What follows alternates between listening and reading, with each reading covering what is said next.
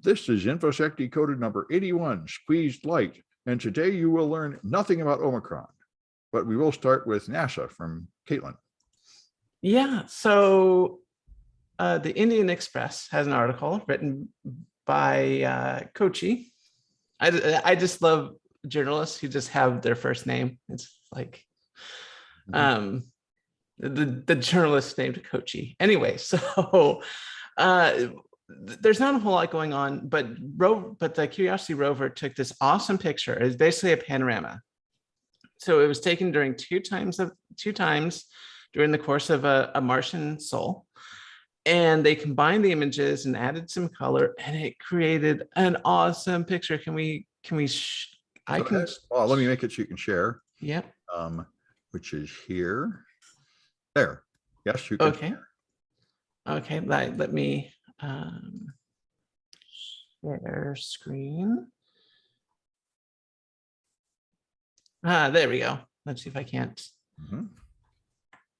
Zoom in. There we go. So this is the image right here that they took. And what's kind of interesting is if you look down at the rover itself, you can see, I believe, to the center left is radio equipment. And then in the center here is a bunch of plutonium that it basically runs off of in an RTG. But yeah, in the background, there's these wonderful shades. And like I said, it was taken during two times during the course of the day. So you have these like really wonderful gradients, and it's just a wonderful picture of Mars. And I just wanted to share with the world this amazing image and the fact that there's plutonium in it, which is cool. Oh, you totally want to move there now, right? Oh, well, if it wasn't for the fact that it was completely lethal and I would rather live in Antarctica than Mars, I would totally move there. A few little details. Maybe if we terraform Mars over the course of several thousand years, it might become doable. Yeah, and you might have a more mature attitude about it by then. Yeah. All right, now Irvin has got books. Yes, Humble Bundle is back again with more hacking books by No Starch Press. So some good things like the Ghidra book, the Python book, the Go book, quite a number of good stuff for only $30 to get all 18. Yeah, he always has these good deals, and No Starch is the best one. I mean, he's approached me a couple times about writing a book, and I figure, if they fire me at the college and I got nothing better to do, I might. But he actually the best. They treat their authors better than anybody else and their customers. Yeah, you really get like 20% of the proceeds, whereas other people is like 3% or something, and they give you like a license-free digital copies, which is, I think, the only way to go, because somebody will just rip it off anyway. So why waste your damn time? Yeah. So yeah, a bunch of good books. Yeah. All right. And Ellen has got something wrong with Facebook. No, it seems to be this is my role on this podcast these days, is to just come up with all these bad stories about Facebook and Google. In this case, the MIT Technology Review has this long article written by Karen Howe that details how Google and Facebook are, as the article describes it, bankrolling clickbait farms. And this is separate from the Facebook papers and the revelations from Frances Haugen, the former Facebook employee who's now gone on to testify before Congress, etc.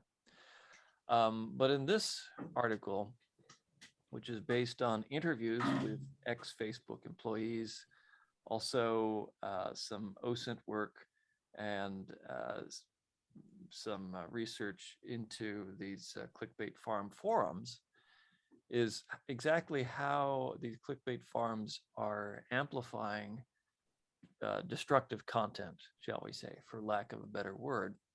And this article focuses in particular on clickbait farms in the Philippines, Myanmar, and Cambodia.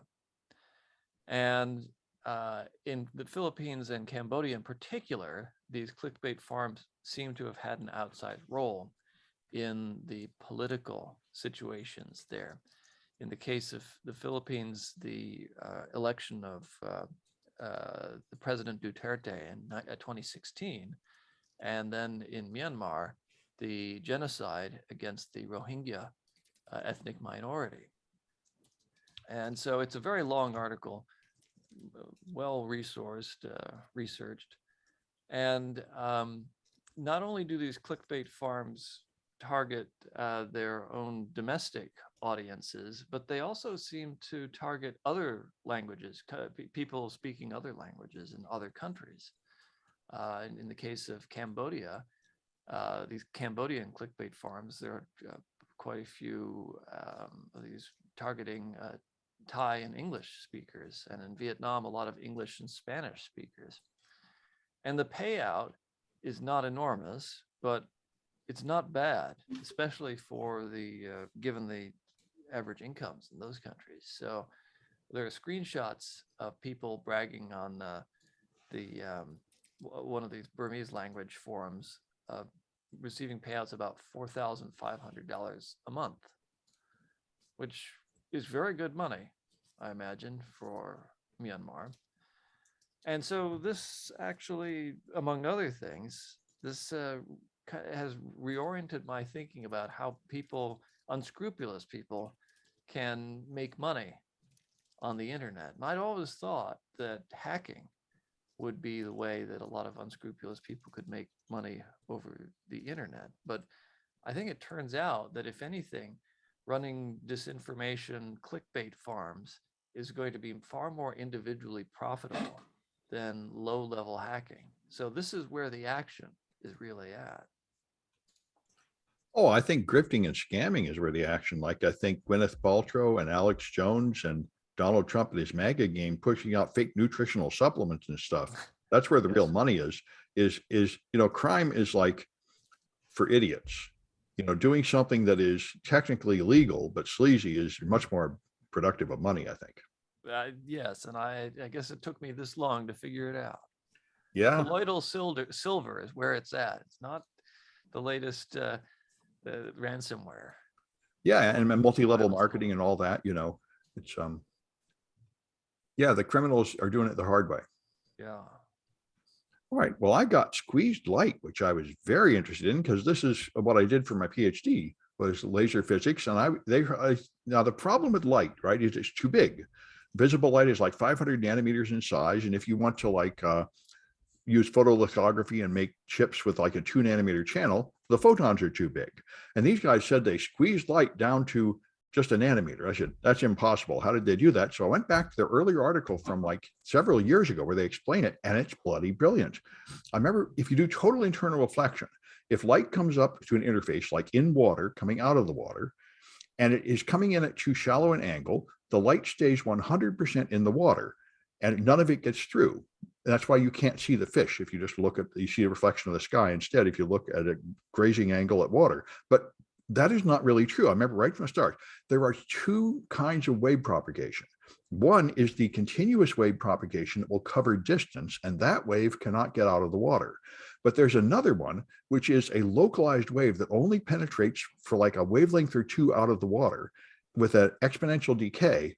That's like a local wavefront that does penetrate the water for a tiny distance. And so you use that kind of wave, and now you have like an atomic force microscope with low fiber optics. You move it down right to within like a nanometer of something, and you can feel around and you can do spectroscopy of things that way by measuring what reflects them. As long as you get really close, so you do not need traveling waves to enter it, you can totally violate the rule that you can't see a detail smaller than wavelength. And that's what they're doing. And it's bloody brilliant. And they've been doing it for years and trying all kinds of things. They can do detailed spectra of atomic scale things, atom by atom. And now they can do etching of things with wavelengths of light that are far bigger than the size of what they're etching. So it is bloody brilliant. And they call it squeezed light, which is a cute name for it. So anyway. So I'm trying to understand this. So I understand if you have, for example, like a sort of a flat wavefront of light, right? You can think of it also as having individual little waves inside of it kind of as well. Like, that's how like the slit experiments work, where you have a flat. Yeah. But this does not depend on the quantum mechanical nature of light at all. Oh, This is totally predictable, even for good old Maxwell's equations. If you move something up to a barrier where it doesn't have enough energy to get through, for example, then a small amount of it is stored there like a battery. The same thing happens with a guitar string. When you pluck a guitar string, there's two things that happen. First, you hear a white noise click from the pick on the string. That's the transient wave. Then you get the sustained wave, which is the pure note. This is the transient. People ignore it because it only happens at the point of discontinuity for a brief period.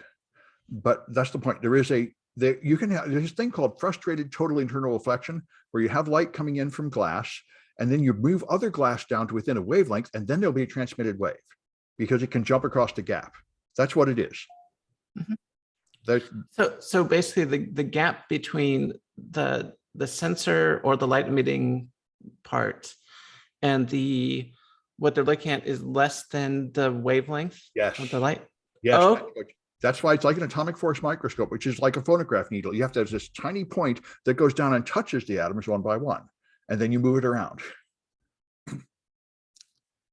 Which is... And that is, I'm trying to understand how this works. So if, let's say I have a radio wave. Yep. That is, let's say 1 meter in length. Okay, then you run it through waveguide. I run it through a waveguide, and then supposedly I can then use that to resolve an image that's less than a meter. And yes, much less. You have a narrow point, and at the narrow point, a small amount of electromagnetism passes beyond it for a small distance, less than a wavelength. And then you move it around tiny distances, and you measure the change as you move it around. Oh, okay. You can do it. The standard optics only considers the transmitted wave, but there's also a transient wave if you get within one wavelength of an edge.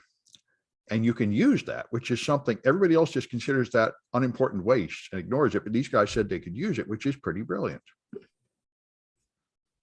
Anyway, they call it squeezed light. And that's why I thought it was an interesting step forward in physics. Anyway, so all right, and then we got the James Webb Telescope. Right. So New Atlas has an article written by Michael Irvin saying that the James Webb Telescope is cleared for launch on December 22nd. So what happened? Well, engineers were preparing the James Webb Space Telescope for launch, as one does, and then they sort of accidentally the telescope. It's not entirely clear what happened. It sounds, based on what was given out, that they dropped it. Essentially, like there was a lot of sort of, not, I don't want to say double speak, but PR speak. Like there were unplanned vibrations in and when it decoupled when there was a decoupled unplanned event sent vibrations through the telescope, which really does sound like they dropped it essentially. I had a guy, one of my students was in the military, and he told this story. They're out on the ship and they had the new $10 million helicopter that they were going to test, and the waves came and a storm hit and they forgot to tie it down and it fell off the edge and sunk down, and they were looking at each other, how are we going to write this up? We're going to make up some cover story. Right. So it's not necessarily a cover story. It's, like I said, it's just sort of PR speak. So anyway, so basically what happened is that there was a clamp that kind of released the James Webb Space Telescope, which sent vibrations through it. And people were thinking, oh gosh, it's going to get delayed again, because this thing has been waiting to get off the ground for who knows how long now, just years and years and years. But it turns out that, yes, it does look like it's going to be fine. They're going to launch it December 22nd, even despite the fact that they kind of accidentally the telescope, and everything looks like it's on track again. So that's good. And it's, when it gets up there, it's the replacement for Hubble, right? So it'll have a bunch of awesome pictures, right? It's largely a replacement for Hubble. It is looking at a slightly different wavelength of light. However, one of the big things it's going to do, from my understanding, and I'm not a telescope expert, however, it will be looking at things like atmospheres on exoplanets, Yeah. which is going to be pretty big. Yeah. Yeah. Well, great. All right. And Irvin has something wrong with Windows 11.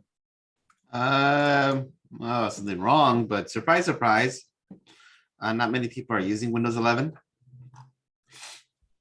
Well, there is no reason to use Windows 11, right? Right. There's no reason. All the restrictions, the removing of support for older computers, Yeah. people not liking the interface, the usual stuff, plus the new things that they threw on Windows 11 is causing 0.021% of PC users to switch to Windows 11. 0.02%. Yeah. The people using Windows XP is 3.62. No, 0.2%. Okay. Yeah. Well, that's impressive. Microsoft, this was happening with Windows 10, and Microsoft just got pushier and pushier. You have to move to Windows 10. Yeah, I'm sure they're going to do that. I mean, there's more people using Windows 8. Yeah. I mean, as long as Microsoft gives an option for people to roll back to Windows 10, I think that's just what's going to happen. People are going to roll back. The only way Microsoft can force people to, keep the Windows 11 upgrade is if they suddenly cut out that feature. So, if they fixed all their restrictions. Well, they did cut out that feature. I was reading the article about it. You can only roll back for 10 days. After that, you're stuck with Windows 11. Wait, why only 10 days? To make you stuck with Windows 11. Oh, God. That's right. Microsoft is doing all the old evil stuff from the bad days. They seem to have totally reverted back to just evil, like forcing you to use Edge, blocking other stuff. They're doing all the stuff that they got sued for in 2008. Obviously, they did not learn their lesson. Or maybe they did learn the lesson like a lot of people did from Trump, that you can just break the law and nothing will happen. I mean, Microsoft got so much better. They used to be the laughingstock of security. Yeah. They used to just do all these antitrust practices. Mm-hmm. And they got scared. And then they got scared and they cut it out. And, people sort of were like, okay, Microsoft, as long as we're going to trust you now. But apparently, the best behavior of the best predictor of future behavior is past behavior. Yeah, well, if I was a business consultant, I would tell them, look, I think the Democrats are helpless. They can't solve any of their own problems. None of this antitrust stuff is going to happen. And then the Republicans are going to get in again. So go ahead and do all the abuse you want. Nothing's going to happen for the next 8 or 12 years. I think it's a wise bet if the only thing you care about is money. I mean, Elizabeth Warren would like to punish them, but I don't think she's going to get a chance to. We're going to see. Yeah. Anyway, Alan has got something wrong with Facebook. It's another bad Facebook story. This time, it's from USA Today, and it's part of the Facebook Papers dump from Frances Haugen. This was leaked from the trove of documents that she gave to Congress, congressional investigators. And this regards Facebook internal surveys and studies of what they call lower skilled users and what these lower skilled users are seeing in their Facebook feeds. And it turns out that lower skilled users who are disproportionately older, people of color, and less well educated, which constitute about 1/6 of the user base in the US and up to half of the user base in other places around the world. That all these folks, because they do not really understand very well how computers work and how the Facebook platform works, they get a lot of content in their feed that they don't want to see, and that's actually very distressing or destructive to them. One example given was somebody who was in Narcotics Anonymous, kept getting ads for alcohol and posts about drinking. So although the details of the studies are not made entirely clear. I don't know how large the sample sizes were, for example. I don't know how in depth the researchers got into examining each case. It appears that the algorithm, the Facebook news algorithm, likes to feed people rubbish content, and it relies on these people on the users to actually go out of their way, essentially, to mark undesired stories or items as undesirable. Dislike or something, right? Yeah, to dislike them. I don't use Facebook, so I don't know all these details. But I understand yeah. it's the same with TikTok. You're choosing what you like, and that's how it learns what to show you. Right. And that's the thing about Facebook, is that unsophisticated users are not really capable of choosing and indicating what they like and dislike. So by default, they keep getting more and more bad stuff because they have not indicated any dislike of the bad stuff. And although the article does not bring it up, I do wonder if this helps fuel some of the more radical content out there, be it anti-vax or racist content and what have you. Because that gets engagement. Yeah, I think they just put up whatever's popular. And so it's, of course, those offensive things are probably get more clicks on the average. Right. But it is a feedback loop in which the unsophisticated users don't know any better to dislike that content. And so more and more of it is served up to them and to others who fit their profiles, demographic and otherwise. Yeah. Well, it makes sense. That's why, I mean, that's Facebook's somewhat innocent argument, is they didn't actually plan to destroy the world. They just programmed a robot to make the maximum amount of money, and destroying the world was just an unexpected collateral damage. Right. Though it's amazing how important these news algorithms are to Facebook, and yet how little they understand of how they actually work. Well, I think they know what makes money. That's why I remember when I read the other articles about this Francis Haugen dump, they said they had this civic responsibility unit that would say, look, you have to turn this off. And they said, absolutely not, because it makes a lot of money. Right. So you'd think they'd come up with other better ways to make money. Well, they claim they're trying to do that, and maybe they are. It's all about the augmented reality. And yes. I don't know. So now the whole world can be like Facebook. Yes. Wouldn't that be swell? Oh, amazing. I don't know about that. Well, they already want to be your bank, and for some reason people aren't letting them do that. Yeah. Anyway, so I got an article from Brian Krebs about BGP, which is hilarious, and I didn't realize how bad it was. BGP is responsible for all the large-scale routing of the internet, and he explains what the problem is. There are BGP for top-level internet providers that support really old authentication protocols, including one called mail from, where it will change routes based entirely on just the from address in an email you send. No password or anything. And that you can just forge easily. So that's bloody awesome. Anybody could just forge the from address on an email and reroute large portions of the internet. And they said since 2012, they've been recommending that people don't use that. But now that he's humiliated them by publishing this, they say, well, we'll do something about that. And they claim that they have compensating controls, which is, that's not a bad plan. I mean, if you have some legacy system like this, they say some of our customers are still using it. You could make it safer by having some other layer that only lets certain from addresses be accepted from your trusted customers or something. And they imply, without stating clearly, that they have been protecting it. And the other thing about it is they say there's no evidence that anybody ever exploited this. But it really is sort of horrible how vulnerable BGP is, and therefore the whole internet. And we're all trusting it for, phone calls and heart monitors and emergency services and everything else. And it really is just appallingly poorly designed for reliability. Anyway, then we got Kaitlyn with Grinches. Yep, it's Christmas time again, and Bloomberg, our favorite news source of all time, has an article by Daniela Siertori Cortina. What's going on? Well, we were talking earlier in the podcast about if you want to make money unethically, you don't want to necessarily commit crime. You just sort of want to, grift, let's just say, and do things that are technically legal, but scummy.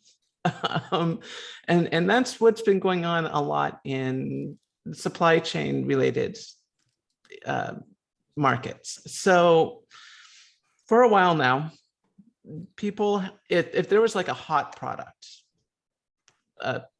people would buy up entire inventories, raise the prices, and resell it on eBay, essentially scalping. Now, this has always been an issue.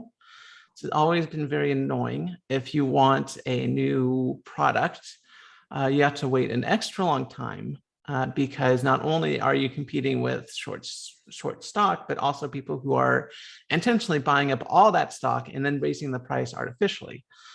So like if you want a new computer with the newest processor, you're probably going to be waiting like 6 months for the supply to even out. As opposed, I don't know how long it would take without scalpers, but I assume it would be maybe 2 to 3 months. Anyway, so our glorious lawmakers have taken note of this, and a group of Democrats want to enact laws to make it illegal to do this. And their reasoning behind this is that one of the popular scalping techniques is to go after popular toys during Christmas. And as a result, parents can't buy or find popular toys that kids want. And as a result, these scalpers are essentially sort of, and I don't want to say they're ruining Christmas for kids, because Christmas is not about the presents. But if you're 6 years old, it's about the presents. So yeah, I was thinking you might have to be deported from America there for a minute. Yeah. So this isn't about the presents. What's wrong with you, Kaitlyn? No, well, I mean, if you're 6, it's all about the presents, and parents can't get what they want. It's just so annoying. So there are talks about enacting laws. Now, I don't know how these laws would be enforced. I mean, how do you know someone bought up an entire stock and sold it on eBay versus someone who maybe bought one and thought, no, I don't really want it, I'll sell it on eBay. Maybe make it illegal to sell it above the MSRP by a certain amount, like more than 10%, then it gets, I don't know. But yeah, we'll see how this works. I don't think it's going to go anywhere, but it is nice to know that a lot of our annoyances are being seen. Yeah, I guess. And they want to do something about people using bots to do programmed bidding.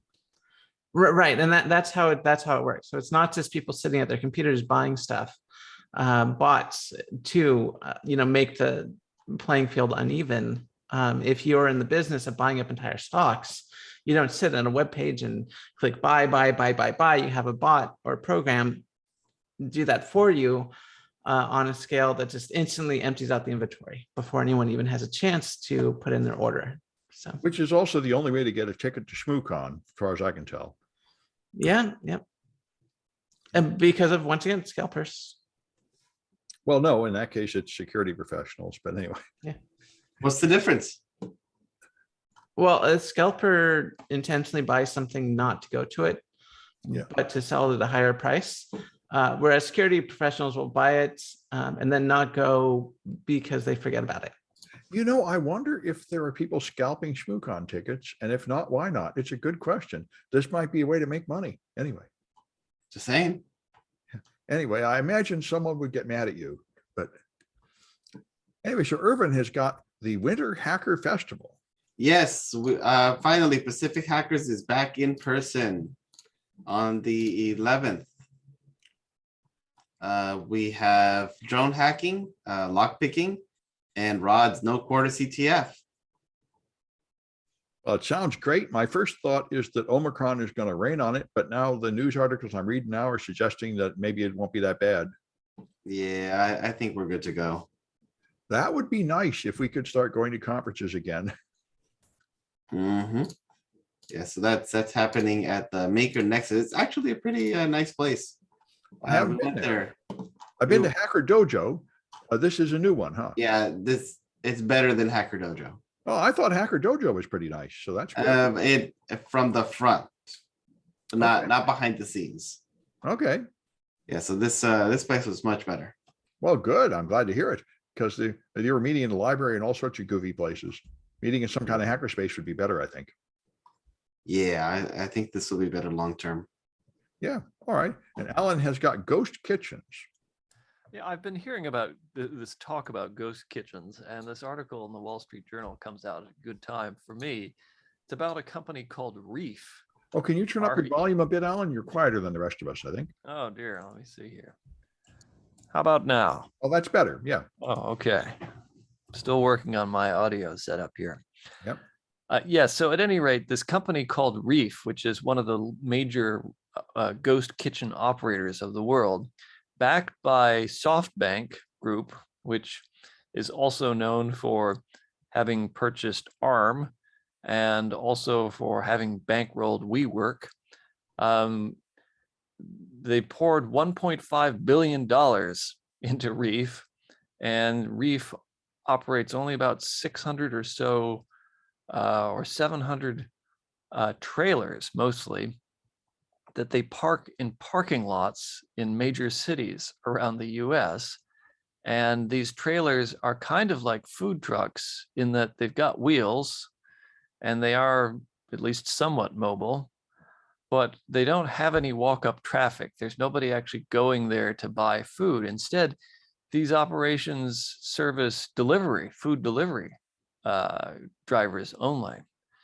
And depending on the company, of course, different operators have different menus, but Reef in particular has struck some deals with Wendy's, for example. So if you order Wendy's online for delivery, it's not, that food is not being made at a Wendy's restaurant. Instead, it's being made in one of these Reef kitchens in a parking lot somewhere in a food trailer. Anyway, this article details a number of problems that Reef has had, including multiple propane gas explosions that have hurt workers, including one in San Francisco, and also how the company has gone ahead and opened up some of these trailers before they've even received permitting from the local cities and health departments, which is a huge no-no. And so they've gotten those shut down at times. But this really represents a new change in food and food delivery. And the economics of it are going to be very peculiar because something like $3.5 billion have been put into this ghost kitchen industry. And the $1.5 billion that Reef got enabled it to buy two of the largest private parking lot operators in America, which seems like a very interesting or peculiar play, except when you remember that their whole business model is to park trailers in parking lots in large cities. That's where they locate themselves, rather than using existing vacated restaurant space. So it's just another example of how venture capital logic is perhaps distorting not only the restaurant industry, but the city parking industry. Yeah, yeah. Well, it makes sense, really. When you order something online, you don't really know or care where they made it. Yeah, right. And I suppose nobody will care so long as the food tastes good, but the food seldom does taste good. And you also have to wonder about the sanitation practices at these places. Yeah, yeah. All right. And I got another physics one, which is pretty awesome. You know, quantum computers are pretty miserable. They have to cool them down near absolute zero. They have noisy qubits. They have magnetic interactions that aren't as precise as they should be. And these guys have another way to do it, which sounds bloody awesome. They just use photons, beam splitters, and wave cavities, which you can all run at room temperature, and they're all commercial items you can just buy. And then they can make one qubit. They have two arms of an interferometer. They call one arm 0. They call the other arm 1. It has a probability of going down, or one direction is 0, the other direction is 1 or something. They make a mixed state. The point is, they can make one qubit that is essentially perfect. And they say you don't need multiple qubits. You can rewrite the program to just use one qubit, like single processing, and do one operation at a time. And therefore, you can run quantum mechanics calculations without all the refrigeration and everything. So it sounds like it might be a great step forward. We'll see if this really works for real quantum computing, but the current technology being used for quantum computing is ridiculously difficult and expensive. And this sounds like a great step forward. And there were a couple of short ones that I saw right before the podcast and threw in here. Elon Musk sent out an email to his staff right before Thanksgiving saying, forget it, you don't get to go home for Thanksgiving. Everybody has to come in and work through Thanksgiving holiday, and I'm going to be working all night, which apparently he does all the time. He said, I was going to take my first weekend off for years, but SpaceX is having huge trouble building their rocket engines. And he said, it is so severe that we may go bankrupt next year if we don't fix the assembly line that's building these rockets. So he called everybody in from Thanksgiving to work through the holiday, fixing the assembly line that makes those rocket engines. So I don't imagine he can do that all the time. And the last one is Zoom is getting sued for leaking your data to Facebook, and everybody using Zoom, including us, can get $25 by writing into Zoom and demanding our share of this class action settlement. So apparently Zoom has been punished for some kind of privacy breach. And you can get $25 or 15% of the money you paid for Zoom. You can get it back. So don't overlook that. Well, that's it then. And we'll be back on Friday.